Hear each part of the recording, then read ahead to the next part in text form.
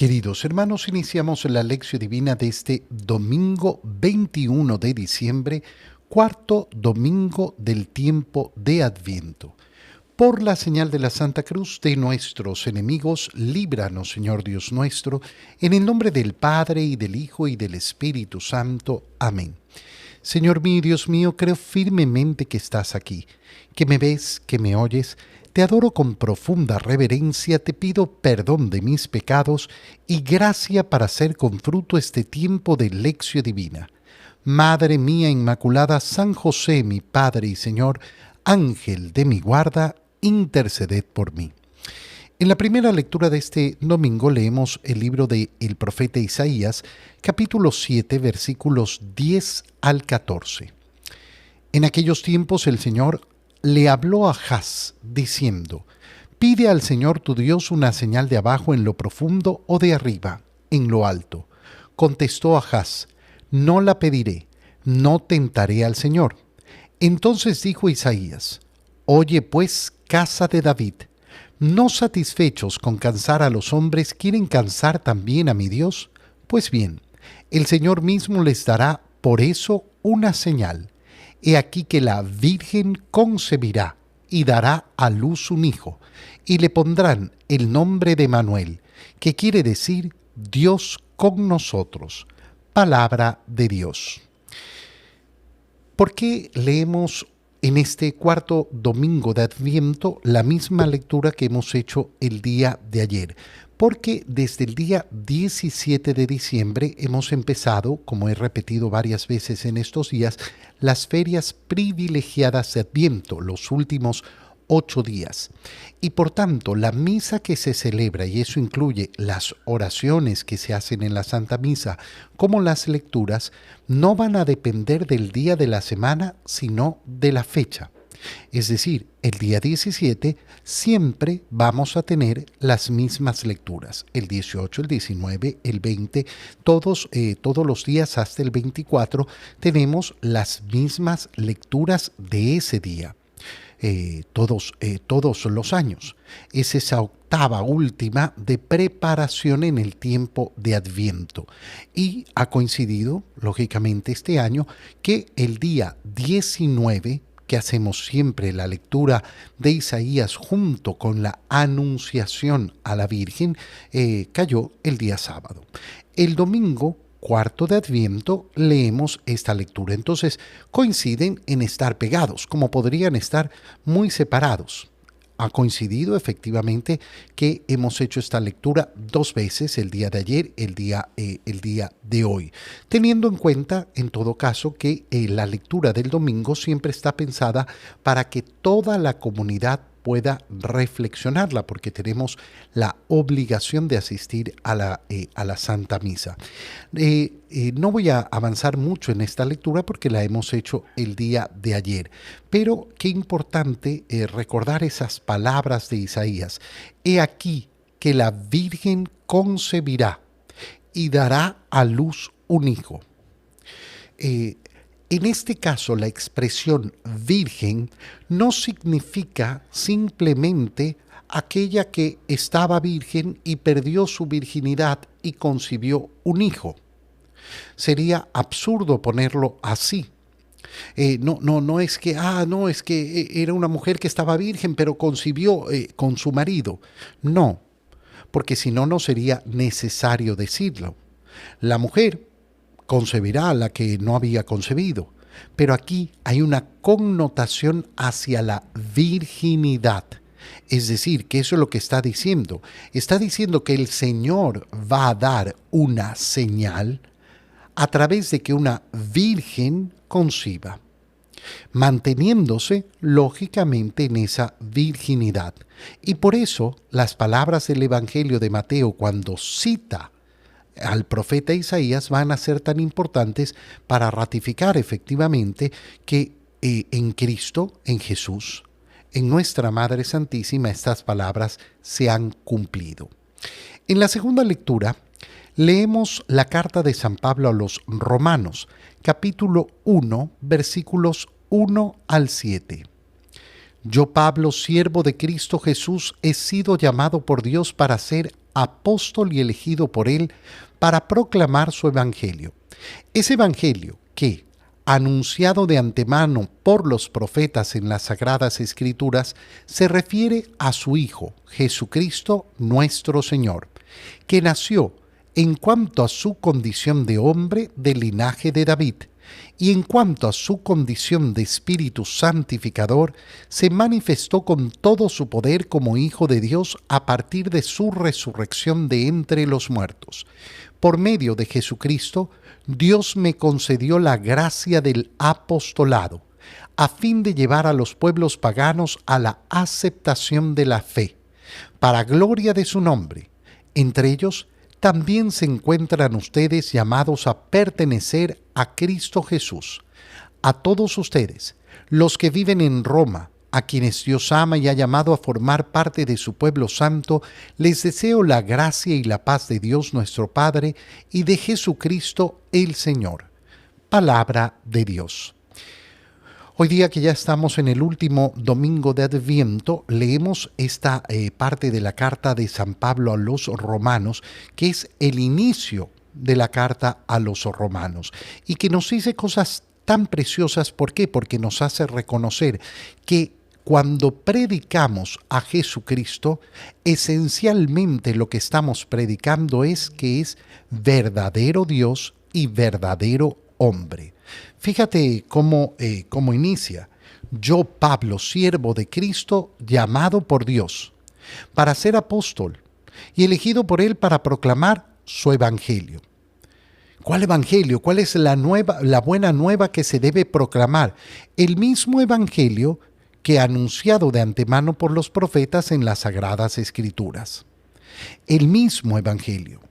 Fíjate cómo Pablo de esta manera lo que está diciendo: yo no predico un evangelio completamente nuevo, sino que predico el cumplimiento de las Escrituras. Esas Sagradas Escrituras, ¿qué era lo que hacían? Hablar, referirse ¿a quién? Al Hijo de Dios, Jesucristo nuestro Señor, que nació efectivamente en cuanto a su condición de hombre. Siempre es tan importante reflexionar en estos días previo a la Navidad y después hacerlo con más profundidad en el tiempo de Navidad, en esa condición de nuestro Señor Jesucristo, como Dios y como hombre. Una forma muy útil, al menos a mí me resulta bastante buena, es preguntarnos: Jesucristo, Jesús, ¿ha existido desde siempre? Y claro, las personas tienden a responder: sí, claro, porque es Dios. No. ¿Por qué? Porque cuando hablamos de Jesucristo, cuando hablamos de Jesús cuando el Verbo de Dios se hace carne. El Verbo, el Hijo de Dios, Dios Hijo, la segunda persona de la Santísima Trinidad, ¿ha existido desde siempre? Sí. Dios de Dios, luz de luz, Dios verdadero de Dios verdadero, engendrado, no creado. No ha sido creado. Ha existido desde siempre porque el Padre y el Hijo son uno en el Espíritu Santo.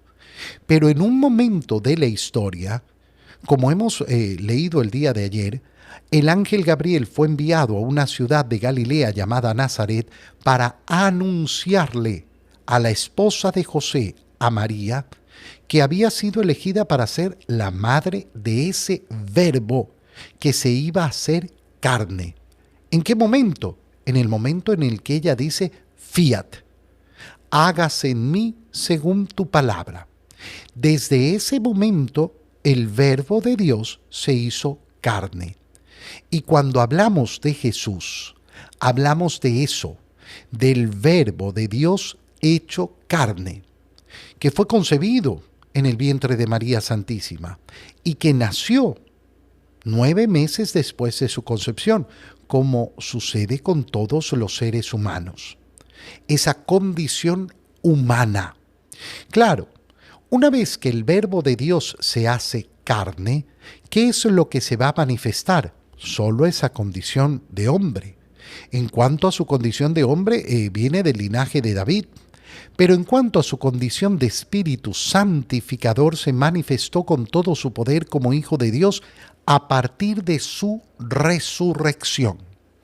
Desde el momento de su resurrección es cuando podemos ver manifestada esa condición de Hijo de Dios Hijo de la segunda persona de la Santísima Trinidad.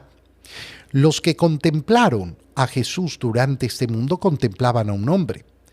Pedro, Santiago y Juan tuvieron la ocasión de contemplar la transfiguración y ver lo que se ocultaba en esa humanidad. Y pudieron los apóstoles efectivamente ver el poder que tenía Jesús y manifestar entonces su fe en él. Por medio de Jesucristo, Dios ha concedido a Pablo la gracia del apostolado a fin de llevar a los pueblos paganos a la aceptación de la fe. Y entre ellos también están ustedes, en Roma. Y por eso, a ustedes los que viven en Roma y a quienes Dios ama y ha llamado a formar parte de su pueblo santo, les deseo la gracia y la paz de Dios, nuestro Padre, y de Jesucristo el Señor. Qué bonito anuncio de paz. Justo ya cuando estamos al borde de esa celebración de la Natividad de nuestro Señor. Qué bonito en este domingo proponernos, frente al bullicio del mundo, frente al alboroto del mundo, voy a estar en paz. En estos días, ¿qué voy a procurar? Voy a procurar estar en paz. En el Evangelio, leemos el Evangelio de San Mateo, capítulo 1, versículos 18 al 24. Cristo vino al mundo de la siguiente manera. Estando María, su madre, desposada con José, y antes de que vivieran juntos sucedió que ella, por obra del Espíritu Santo, estaba esperando un hijo. José, su esposo, que era hombre justo, no queriendo ponerla en evidencia, pensó dejarla en secreto. Mientras pensaba en estas cosas, un ángel del Señor le dijo en sueños: José, hijo de David, no dudes en recibir en tu casa a María tu esposa, porque ella ha concebido por obra del Espíritu Santo. Dará a luz un hijo y tú le pondrás el nombre de Jesús, porque él salvará a su pueblo de sus pecados. Todo esto sucedió para que se cumpliera lo que había dicho el Señor por boca del profeta Isaías. He aquí que la Virgen concebirá y dará a luz un hijo, a quien pondrán el nombre de Emmanuel, que quiere decir Dios con nosotros. Cuando José despertó de aquel sueño, hizo lo que le había mandado el ángel del Señor y recibió a su esposa. Palabra del Señor. Hace 3 días atrás hemos leído este Evangelio en nuestra lección divina diaria dentro de las lecturas ordinarias de la Santa Misa. Hoy día lo leemos en domingo porque es importantísimo leer este Evangelio antes de que lleguemos a la celebración de la Natividad de nuestro Señor. Para una persona que solo va los domingos a misa, entonces será el momento de escuchar este Evangelio, para poder preparar su corazón para ir a misa el día de la Natividad de nuestro Señor, el día 25. Y entonces habrá escuchado efectivamente este Evangelio sobre cómo vino al mundo Cristo y después podrá escuchar esa llegada de Cristo al mundo en su nacimiento. Estando María, su madre, desposada. Ya el otro día reflexionábamos sobre lo impresionante que es. En este Evangelio lo hemos leído 4 veces. 4 veces. La relación que existe entre José y María. Son esposos. Pero si subimos unas líneas antes, al final de la genealogía que nos presenta el evangelista Mateo, que estamos leyendo en este domingo, veremos que es una 5ª vez, porque la genealogía termina diciendo que Jacob engendró a José, el esposo de María. Cualquier palabra que yo diga nunca será suficiente para hablar de la importancia, de la tremenda importancia que tiene José en la historia de la salvación. y José en cuanto esposo de María. Esa es la relación en la cual Dios ha querido intervenir. ¿Para qué? Para que entonces podamos efectivamente ver cómo la salvación viene por medio de ese matrimonio, del matrimonio entre José y María. Qué precioso y qué hermoso es darnos cuenta cómo el Señor ha escogido a este matrimonio para traer su Hijo al mundo. Y para darnos cuenta de la importancia que tiene José, tenemos que recordar que por más que muchas personas digan que María también pertenecía al linaje de David, eso no lo conocemos a través de las Escrituras. Yo lo podré sostener, no, y que tal santa lo dijo, está muy bien. Yo no tengo nada en contra de decir que María también pertenecía al linaje de David, pero ese conocimiento no lo tenemos a través de las Escrituras. El linaje de David en las Escrituras solo lo tenemos a través de José. Y una persona podrá decir, pero si no era verdaderamente su hijo, ¿qué quieres decir con que no era verdaderamente su hijo? Ten mucho cuidado cuando quieras expresar de algún modo que un hijo adoptivo no es un hijo. No existe ninguna diferencia legal y no existe ninguna diferencia moral entre un hijo carnal y un hijo adoptivo. Hijo es hijo, y José es el padre de Jesús. Ha asumido ese rol, y no solo ha asumido ese rol, sino que lógicamente ha hecho de Jesús su hijo y por tanto le ha dado todos los derechos que le pertenecen a él, incluyendo ese linaje de David. Esto es lo que se llama adopción. No es un proceso legal jurídico que queda ahí en papel. Es un proceso en el cual se involucra la moral de la persona y se involucra todo el ser y el corazón de la persona. Por eso tenemos que recordar que Jesús llamó a José papá en este mundo. Y esto es fabuloso, y esto es tremendo. Y lo ha llamado papá dentro de esa relación matrimonial que existe entre José y María, que no es una fachada, como muchos lamentablemente quieren decir. No, bueno, es que José estaba ahí simplemente para ser de fachada. No, José se casó con María. Y cuando se casó con María, no sabía que María iba a ser elegida como madre del Salvador. No es que el matrimonio se hizo para poder proteger a aquella que había sido elegida. ¿Por qué? Porque no sabían. ¿Cómo van a saberlo? Lo hemos visto en la anunciación a María. El ángel es enviado y entonces le anuncia, pero ella es ya una virgen desposada, ya está casada con José. No es un matrimonio ficticio, no es un matrimonio de fachada, es un matrimonio precioso. ¿Y cómo lo vemos todavía en más profundidad? Cuando José se entera que María ha concebido por obra del Espíritu Santo, su esposo, que era hombre justo, no quería ponerla en evidencia y pensó dejarla en secreto.